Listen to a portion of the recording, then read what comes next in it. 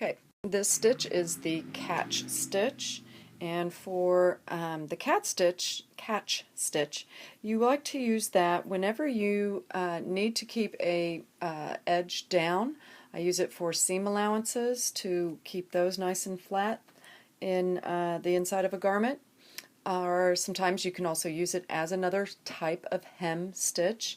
I start off with a piece of 3/8 by 8" sample piece, and I ironed up about 5/8 of an inch here. And with the catch stitch, the difference here where we had been sewing, if you're right-handed, from right to left, in this case we're still going to be sewing with our needle pointing from right to the left direction, but our stitches will begin over on the left hand side.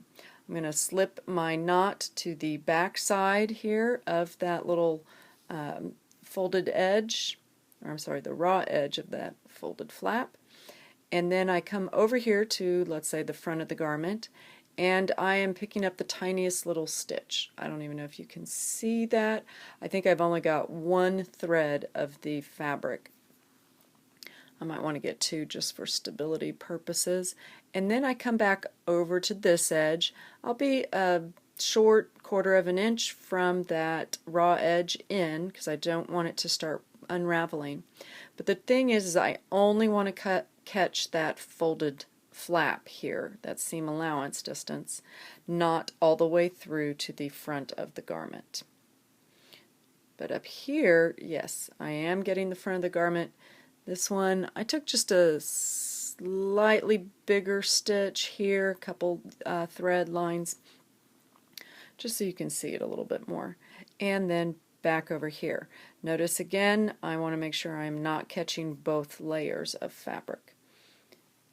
And I'm working from the left to the right, but my needle is pointing this way. If you are left-handed, you would be sewing with the needle in your left hand, starting on the right-hand side of the fabric. When this is done to seam allowances on the inside of garments, it is a very high quality sewing technique. It is considered couture level. You'll see it a lot of times in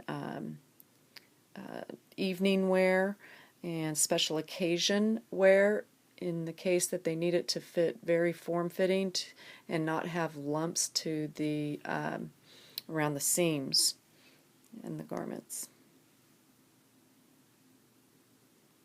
And I'm checking to make sure I only get that one flap right here, one layer.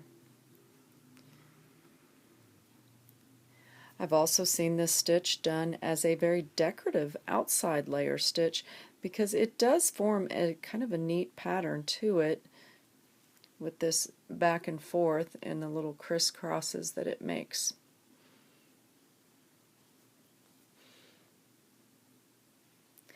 It also works sort of as a edge finish in a way too, because the yarns that are woven together for the fabric cannot unravel very easily because of the stitches kind of going over the edges of them. I can get that one a little bit deeper. There we go. And so on. As I reach the end, you knot it off like you saw in one of the very first videos on the page.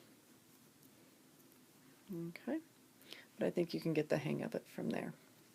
That's the catch stitch.